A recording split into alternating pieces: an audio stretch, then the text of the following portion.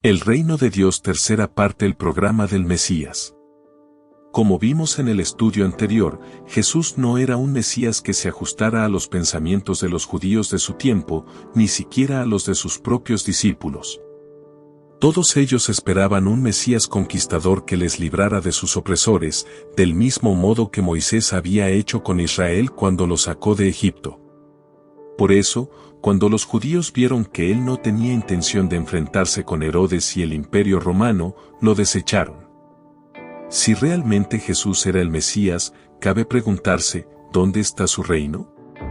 Y para contestar a esta pregunta es necesario que analicemos con cierto detalle el programa mesiánico de Jesús. El programa mesiánico de Jesús. Que el Señor Jesucristo no se adaptaba al concepto popular que en aquellos días los judíos tenían sobre el Mesías, era un hecho. Y esto llevó a muchos a rechazarle. Incluso Juan el Bautista envió mensajeros a Jesús desde la cárcel para preguntarle si él era realmente el que había de venir o debían esperar a otra persona. Lucas 7, 19. Ahora bien, el problema de Juan el Bautista no era que hubiera perdido la fe en él, sino que se enfrentaba con el hecho de que Jesús no estaba actuando como el Mesías que todos esperaban y que él mismo había anunciado. ¿Dónde estaba el juicio de los impíos del que Juan tanto había predicado? Lucas 3, 9. Y ya también el hacha está puesta a la raíz de los árboles, por tanto, todo árbol que no da buen fruto se corta y se echa en el fuego. Todo parecía seguir igual. Herodes Antipas gobernaba Galilea, las legiones romanas desfilaban por las calles de Jerusalén y la autoridad estaba en manos de un gobierno pagano. ¿Cómo podía ser Jesús el Mesías esperado si el pecado permanecía sin castigo? El mismo Juan tenía la idea de que Cristo iba a proceder inmediatamente a suprimir el mal y destruir a los hombres impíos. Cuando denunció los pecados de Herodes y éste le encarceló, sin duda esperaba que Cristo vendría a castigar a Herodes y a librarle, y cuando no hizo nada de eso, Juan debió sentirse algo decepcionado. 1. El Mesías habría de venir 2 veces a este mundo. Fue entonces preciso que el Señor confirmase a Juan el Bautista que el cumplimiento del programa profético que él había anunciado era correcto y no había fracasado. Pero era igualmente necesario que Juan entendiera que ese programa tenía 2 partes que habían de cumplirse en tiempos diferentes. En su primera venida, el Señor Jesucristo iba a instituir el año de la buena voluntad del Señor, cuyo propósito era la proclamación del Evangelio y la provisión de una vía de escape a la ira venidera. No sería hasta que terminase ese año cuando vendría el día del juicio de Dios.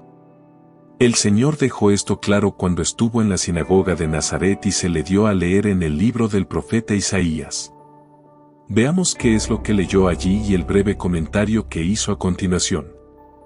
Lucas 4, 17 al 21. Y se le dio el libro del profeta Isaías, y habiendo abierto el libro, halló el lugar donde estaba escrito: El Espíritu del Señor está sobre mí, por cuanto me ha ungido para dar buenas nuevas a los pobres. Me ha enviado a sanar a los quebrantados de corazón, a pregonar libertad a los cautivos, y vista a los ciegos, a poner en libertad a los oprimidos, a predicar el año agradable del Señor. Y enrollando el libro, lo dio al ministro, y se sentó, y los ojos de todos en la sinagoga estaban fijos en él. Y comenzó a decirles: Hoy se ha cumplido esta escritura delante de vosotros. Es muy importante notar que el Señor terminó su lectura a la mitad de una frase, algo completamente inusual. Vamos a ver entonces cómo continuaba el pasaje que estaba leyendo tal como aparece en el profeta Isaías. Isaías 61, 2 al 6. Y el día de venganza del Dios nuestro, a consolar a todos los enlutados, a ordenar que a los afligidos de Sión se les dé gloria en lugar de ceniza, óleo de gozo en lugar de luto, manto de alegría en lugar del espíritu angustiado, y serán llamados árboles de justicia, plantío de Jehová, para gloria suya. Reedificarán las ruinas antiguas, y levantarán los asolamientos primeros, y restaurarán las ciudades arruinadas, los escombros de muchas generaciones. Y extranjeros apacentarán vuestras ovejas, y los extraños serán vuestros labradores y vuestros viñadores. Y vosotros seréis llamados sacerdotes de Jehová, ministros de nuestro Dios seréis llamados, comeréis las riquezas de las naciones, y con su gloria seréis sublimes. Como vemos, el resto de la profecía de Isaías tenía que ver con el juicio de Dios sobre este mundo y la restauración de Israel a una posición de gloria en medio de las naciones. El hecho de que el Señor solo leyera la mitad de la profecía de Isaías y dijera que esa parte se estaba cumpliendo en aquel momento, tenía el propósito de enseñar que allí había dos profecías, y no solo una, tal como pensaban los judíos. Y que además, cada una de esas profecías tendrían su cumplimiento en tiempos diferentes. En cuanto a la primera profecía, la que el Señor Jesucristo leyó en Nazaret, se refería a la parte de su programa mesiánico que cumplió en su primera venida. Este consistía en predicar el año agradable del Señor, y como vemos en el texto, esto tenía que ver con dar buenas nuevas a los pobres, sanar a los quebrantados de corazón, pregonar libertad a los cautivos, y vista a los ciegos, y a poner en libertad a los oprimidos. Y aunque podemos pensar en los pobres, cautivos y ciegos de una forma literal, también es cierto que el Señor vino a salvar a todos aquellos que padecían pobreza espiritual y moral, a traer perdón y libertad a aquellos que estaban cautivos y eran oprimidos por sus pecados, y para abrir los ojos de aquellos que estaban bajo las tinieblas de Satanás de modo que pudieran ser trasladados al reino de la luz. Esta primera parte de la profecía es descrita como el año agradable del Señor y tenía que ver con la amplia y generosa manifestación de la misericordia de Dios. En cambio, la segunda parte de la profecía sería mucho más breve, y es descrita como el día de venganza de nuestro Dios. Esto se refiere al día en el que Dios ejecutará su juicio sobre los hombres impíos, lo que dará lugar al establecimiento de su reino en este mundo. Sería entonces cuando, según la profecía de Isaías, Israel sería restaurado como nación y llegaría a conocer tiempos de esplendor y prosperidad desconocidos hasta entonces. Como el profeta dijo, comeréis las riquezas de las naciones, y con su gloria seréis sublimes. El problema de Juan el Bautista, y también de los judíos de su tiempo, es que ellos esperaban que tanto el año agradable del Señor como el día de venganza de nuestro Dios tendrían su cumplimiento al mismo tiempo, pero el Señor dejó claro que esto no iba a ocurrir de ese modo. Por lo tanto, cuando el Señor envió de vuelta a los mensajeros que Juan el Bautista había enviado a preguntarles si él era aquel a quien debían esperar, los mandó con un importante mensaje para él. Lucas 7, 22. Y respondiendo Jesús, les dijo, Id, haced saber a Juan lo que habéis visto y oído, los ciegos ven, los cojos andan, los leprosos son limpiados, los sordos oyen, los muertos son resucitados, y a los pobres es anunciado el Evangelio, y bienaventurado es aquel que no halle tropiezo en mí. La respuesta tuvo que ser clara para Juan. Jesús era el Mesías esperado y ya había comenzado a cumplir la primera parte del programa mesiánico. Ahora bien, dada la importancia de este tema, creemos conveniente que veamos otro ejemplo más de los muchos que el Antiguo Testamento nos proporcionan sobre este doble programa divino. Vamos al Salmo 110, un salmo ampliamente citado en el Nuevo Testamento por el Señor y sus apóstoles. Fijémonos en su primer versículo. Salmo 110, 1. Jehová dijo a mi Señor, siéntate a mi diestra, hasta que ponga a tus enemigos por estrado de tus pies. En este salmo, David habla de su Señor en el momento en que era invitado por Jehová a sentarse a su diestra en el trono. Durante su ministerio, el Señor Jesucristo preguntó a los judíos acerca de este pasaje. Marcos 12, 35 al 37. Los judíos afirmaban que este Señor sería un hijo de David, pero entonces Jesús les preguntó, ¿cómo es que David le llama Señor si era su hijo? No olvidemos que nunca un rey de Israel llamaría Señor a uno de sus hijos. Ni siquiera Jacob llamó Señor a su hijo José cuando fue exaltado como el segundo hombre más importante de Egipto. Así que, la primera conclusión que tanto ellos como nosotros debemos sacar, es que ese descendiente de David era divino además de humano. Esto es confirmado por el hecho insólito de que fuera invitado por Jehová a sentarse en su mismo trono. Jehová dijo a mi Señor, siéntate a mi diestra. Es impensable que alguien que no sea Dios pueda sentarse en su trono. Pero esto nos lleva a otra pregunta: si este hijo de David era divino, ¿por qué no estaba sentado en el trono, sino que es invitado a hacerlo? La respuesta la encontramos en la encarnación del Hijo de Dios. Por un tiempo Él dejó su trono de gloria en el cielo para venir a salvar a los pecadores por medio de su muerte y resurrección. Filipenses 2, 5 al 8. Pero después de esto ascendió al cielo, y entonces fue invitado a sentarse nuevamente en el trono donde había estado durante toda la eternidad. Juan 17, 5. Pero el Salmo también explica que habrá una segunda parte en este programa mesiánico. El Señor Jesucristo está sentado en el trono de la majestad en las alturas esperando a que sus enemigos sean puestos por estrado de sus pies. Él va a volver una segunda vez a este mundo, pero su segunda venida no será como la primera, sino que vendrá para juzgar a este mundo y establecer su glorioso reino sobre todos los pueblos y naciones, incluso sobre sus enemigos que le han rechazado. Ahora mismo estamos en el intervalo entre su primera y su segunda venida, un periodo que ya casi dura 2000 años.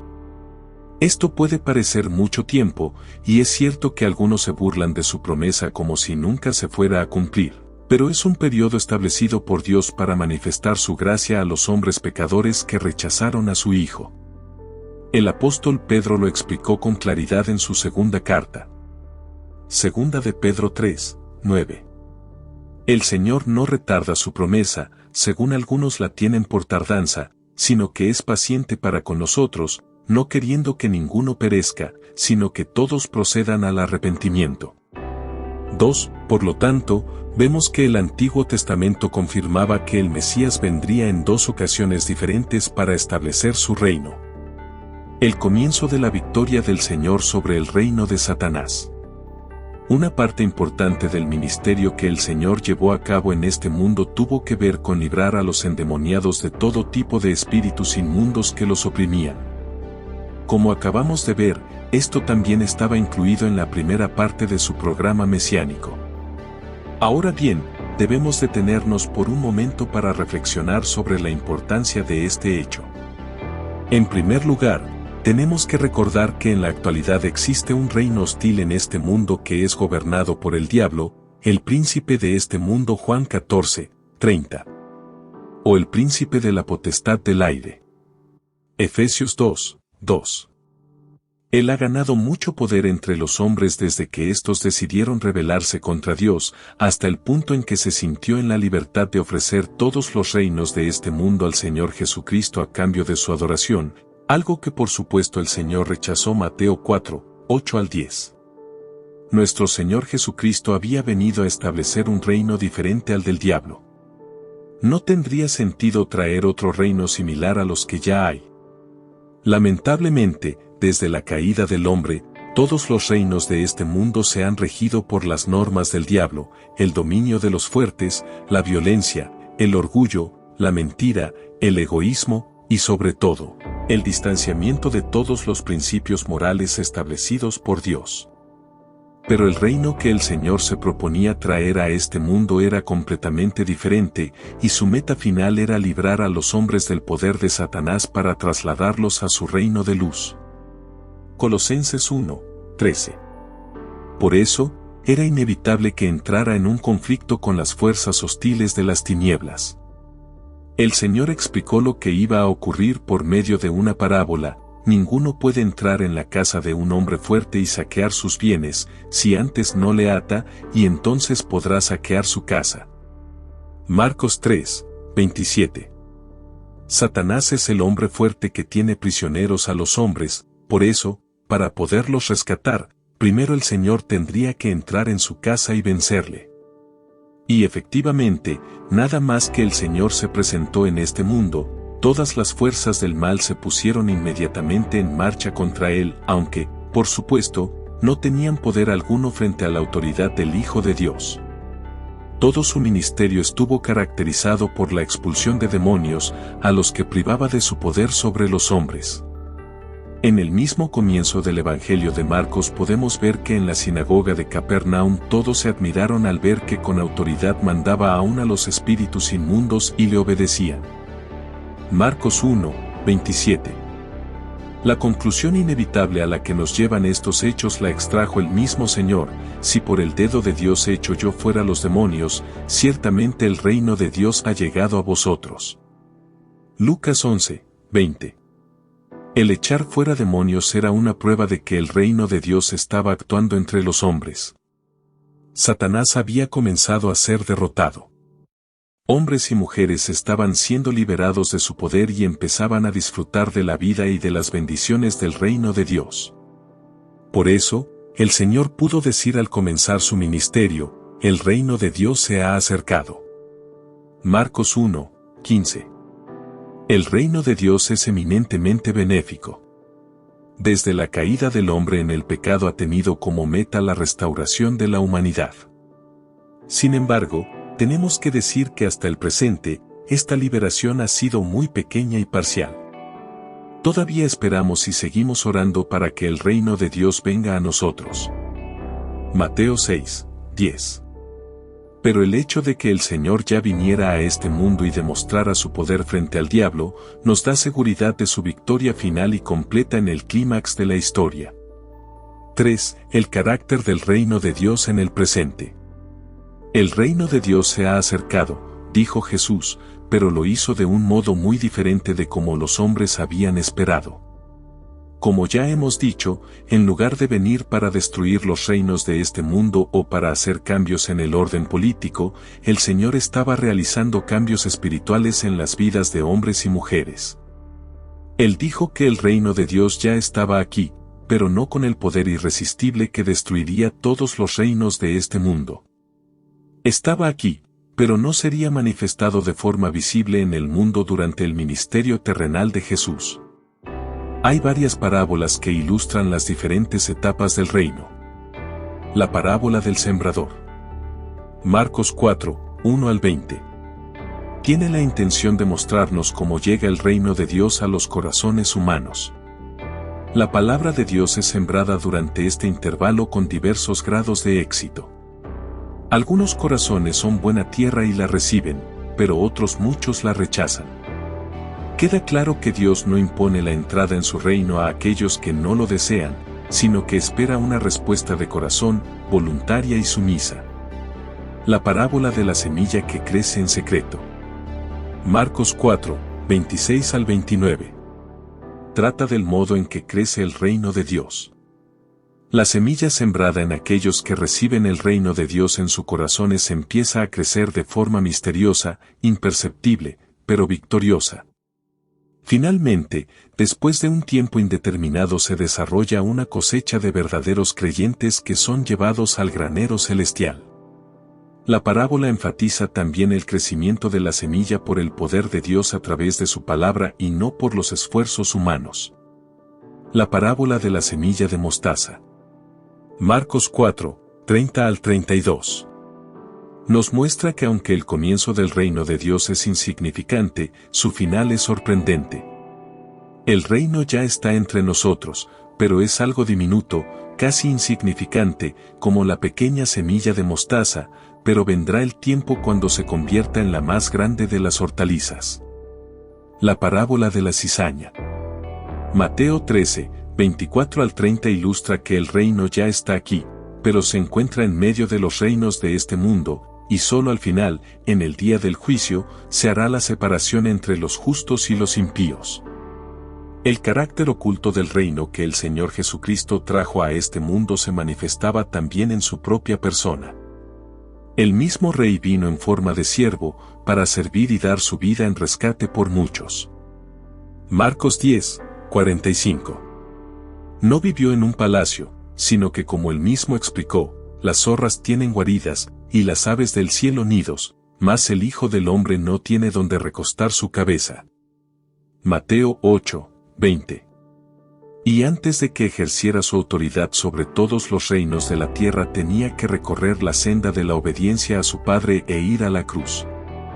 Podemos decir, por lo tanto, que en esta época, el reino del Señor Jesucristo es un reino espiritual en los corazones de los hombres que lo han aceptado voluntariamente, y no un reino político que se establece por la fuerza, tal como esperaban los judíos. Satanás sigue teniendo control sobre los hombres, pero todos aquellos que se entregan al Señor Jesucristo ya pueden ahora ser liberados de su poder, de su servidumbre, del dominio del pecado y de la muerte, aunque la manifestación plena de esta liberación se verá en el futuro, cuando el Señor Jesucristo regrese a este mundo en toda su gloria y poder. 4. Un periodo de ausencia del Señor antes de su segunda venida. El Señor mismo explicó que la plenitud del reino no se manifestaría hasta su segunda venida, lo que implicaba necesariamente que Él había de irse primero. Pero como ya hemos señalado, no era esto lo que pensaban sus discípulos, por eso, cuando se acercaban a Jerusalén y ellos iban convencidos de que el reino de Dios se iba a manifestar inmediatamente, el Señor les contó la parábola de un noble que se iba a un país lejano para recibir un reino y volver. Lucas 19, 11 al 27. La conclusión era clara. El Señor no iba a Jerusalén para sentarse en un trono, sino a morir en una cruz, pero volvería a establecer su reino visible en este mundo. Esta es la verdad que les intentó explicar a través de varias parábolas más, la de los labradores malvados, Mt 21, 33-46, la del siervo vigilante. Lucas 12, 35 al 48, la de los talentos. Mateo 25, 14 al 30. Y finalmente, ante la proximidad de su muerte, cuando en la noche en que iba a ser entregado estaba en el aposento alto con sus discípulos, les volvió a decir lo mismo, pero esta vez sin usar ninguna parábola. Juan 14, 2 al 3. En la casa de mi Padre muchas moradas hay, si así no fuera, yo os lo hubiera dicho, voy, pues, a preparar lugar para vosotros. Y si me fuere y os preparare lugar, vendré otra vez, y os tomaré a mí mismo, para que donde yo estoy, vosotros también estéis. El propósito de todos estos pasajes era exhortar a los creyentes para que estuvieran preparados para su segunda venida, haciendo buen uso de todos los dones recibidos. En cuanto a las características de este periodo de ausencia del Señor, el sermón profético que él pronunció desde lo alto del Monte de los Olivos. Mateo 24, 3 al 28. Señalaba que sería un tiempo de conflictos, guerras, persecuciones, herejías y apostasía. Nada de todo esto es de extrañar, ya que Satanás es el Dios de este mundo, y lo único que se puede esperar de él son todo tipo de perversiones que sumen cada vez más a los hombres en la maldad. Preguntas. 1. Explique cuáles eran las dos partes del programa mesiánico. Razones sobre cuál era el propósito de cada una de ellas. 2. Busque 3 citas en el Antiguo Testamento que tengan que ver con la primera venida del Mesías y otras 3 que se relacionen con su segunda venida, evite aquellas que han sido mencionadas en la lección. 3. ¿Qué importancia tiene que el Señor dedicara una buena parte de su ministerio a echar fuera demonios? 4. ¿Cómo se manifiesta el reino de Dios en el tiempo presente? Justifique su respuesta usando algunas de las parábolas que Jesús contó. 5. ¿Cuál es el propósito por el que el Señor ha dejado a los creyentes en este mundo esperando su segunda venida? ¿Cuál debe ser nuestra actitud mientras Él regresa y cuáles las metas que debemos perseguir? Gracias por ver nuestro video. Si disfrutaste de este contenido y quieres ver más videos como este, no olvides suscribirte a nuestro canal y seguirnos en nuestras redes sociales de Animatufe. Aquí encontrarás más videos de interpretación bíblica, enseñanzas espirituales y aplicaciones prácticas para tu vida diaria. Además, puedes seguirnos en nuestras redes sociales para estar al tanto de nuestras novedades y contenido exclusivo. Gracias por tu apoyo, no olvides darle me gusta y compartir este video con tus amigos y familiares.